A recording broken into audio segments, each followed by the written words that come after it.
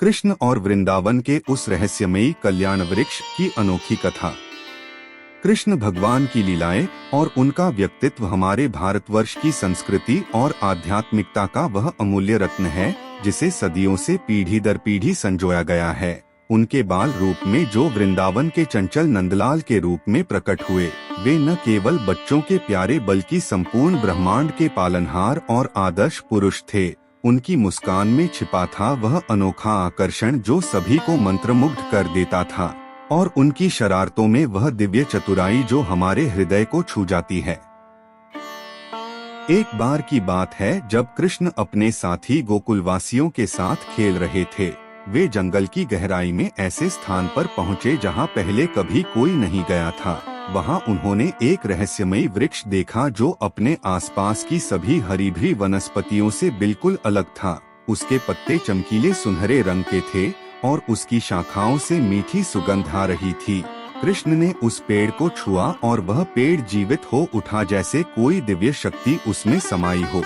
उस पेड़ की छाया में बैठते ही कृष्ण के मन में एक गहन शांति और आनंद की अनुभूति हुई। उन्होंने अपने मित्र बलराम और सुभद्रा को बुलाया और कहा कि यह वृक्ष कोई सामान्य पेड़ नहीं बल्कि वह पेड़ है जो मन की गहराइयों को समझता है, और जो भी सच्चे मन से उस पेड़ के नीचे बैठकर अपनी भावना व्यक्त करेगा उसे उसका हृदयस्पर्शी फल मिलेगा। इस पेड़ की एक शाखा से मधुर संगीत निकलने लगा जिसने सभी को मंत्रमुग्ध कर दिया। यह पेड़ था कल्याण वृक्ष, जो प्रेम, शांति और आनंद का प्रतीक था। गोकुल के सभी लोग उस पेड़ के नीचे आकर अपनी भक्ति और मन की भावनाओं को साझा करने लगे और पाया कि उनके अंदर छिपे दुख, तनाव और अज्ञानता धीरे धीरे समाप्त होने लगे। एक दिन एक वृद्ध साधु उस पेड़ के पास आए और कहा कि वे इस संसार के दुखों से मुक्त होना चाहते हैं। पेड़ ने अपनी शाखाओं को जैसे आशीर्वाद देने के लिए झुकाया और एक तेजस्वी ज्योति साधु के हृदय में समा गई, जिससे साधु के मन में असीम शांति और समत्व की अनुभूति हुई। उसी दिन से उस साधु ने कृष्ण की भक्ति में और भी गहराई से लीन हो जाना चुना। लेकिन यह पेड़ केवल उन्हीं को फल देता था जिनका हृदय शुद्ध और प्रेमपूर्ण होता था। एक दिन एक छलिए और कपटी व्यक्ति ने झूठे मन से पेड़ के नीचे बैठकर कहा कि वह कृष्ण का सबसे बड़ा भक्त है, परंतु पेड़ ने उसकी आत्मा की नकाबपोशी देखकर अपनी शाखाओं को कठोरता से हिलाया और एक मंद हवा के झोंके ने उसे झकझोरकर पेड़ से दूर भगा दिया। तब सभी गांव वाले समझ गए कि इस पेड़ का रहस्य केवल सच्चे प्रेम और भक्ति को पहचानना है। इसके फल केवल शुद्ध हृदय वाले लोगों को ही मिलते हैं। कृष्ण ने सभी को शिक्षा दी कि भक्ति का असली फल केवल तब मिलता है जब मन स्वच्छ हो, प्रेम से भरा हो और उसमें छल न हो। उन्होंने कहा कि हमारा मन मंदिर है और प्रेम दीपक जिसके जलने से यह वृक्ष खिलता है। इस वृक्ष की महिमा गोकुल के हर घर में गूंजने लगी। सभी ने इसे अपने जीवन का अनमोल वरदान मान लिया। समय बीतता गया, पर यह कल्याण वृक्ष कभी भी अपनी दिव्यता को नहीं खोया।